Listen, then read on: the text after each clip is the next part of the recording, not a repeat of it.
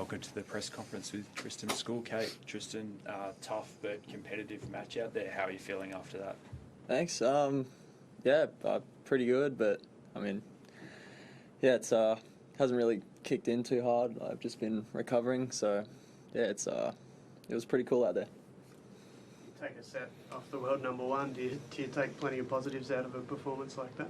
For sure. Yeah, I saw a stat after the match that was the first set in 20-something sets in a row for him. So yeah, it was obviously a pretty good feeling grabbing the first. But yeah, it's obviously the reason he's at the top of the game, that he could hold his level for longer in that match, and he sort of ran away with it a bit. From the third set, he lifted his level a little bit, and maybe I dropped off a bit. What was it like to play in front of a crowd of that size in your own country? What was the experience? Awesome. Yeah, it's definitely something I won't forget. The first hour was probably the most enjoyable hour of tennis I've had in my career. So week in, week out on the tour, I'm not usually playing in front of too many people. So it was pretty cool to have a whole arena screaming my name. I had a great experience last week in Adelaide as well. Obviously a little bit smaller than Rod Laver, but tonight was awesome. How does that, I suppose, help with your game when you have a big crowd like that, cheering for you? Like, you're on the biggest court in Australia playing, and you're pretty much out there cheering for you. Like, how does that sort of feel to have that crowd in your back? It gives you so much energy. I physically feel good. Like, I was super happy with the way I felt out there. Obviously, maybe you back yourself a little more because everyone's getting behind you. I'm not sure, but like I said before, it's not every week I get to play in front of so many people and have everyone scream my name. And playing against the world number one, it's not your regular Thursday night.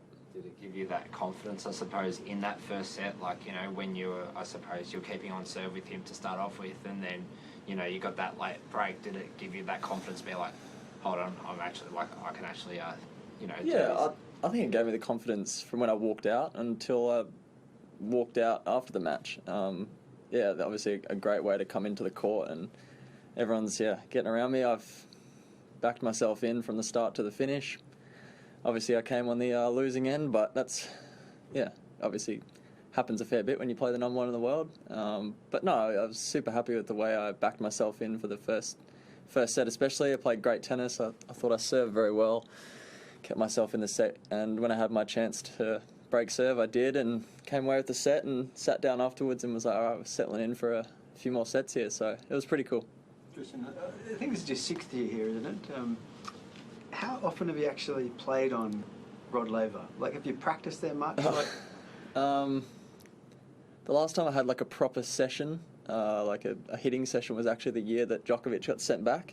I might have been one of the only people that actually practiced with him that year. I don't know what year, I can't remember what year, maybe 22, I think. So that was like probably the only time I've actually played for longer than half an hour on there. I think we hit for about an hour. Today I got to hit for half an hour to warm up before my match, which is pretty good because Alex finished his match, which obviously helps to get used to it a little bit. And then yesterday I managed to get a session in there early in the morning before I played doubles. So I had a little bit of time, but he's obviously spent a little bit more time in Rod Laver than me. And just expanding on that, how has that arena always looked to you from the outside?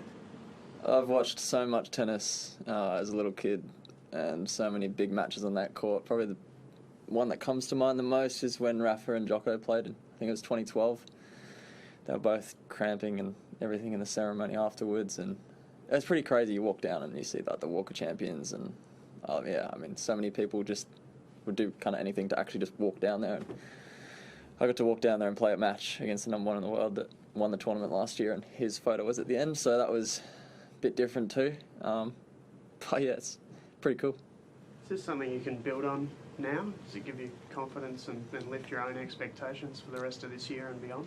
Absolutely. I guess a testament to the work I'm doing. I feel like I'm improving year after year, so I think I've come a long way, and to test myself against the best in the world and have some success in the match was really good, and it gives me a lot of belief that what I'm doing is working, and if I can keep working on my game and keep improving, well, hopefully I can take another set and maybe even a match off players like this.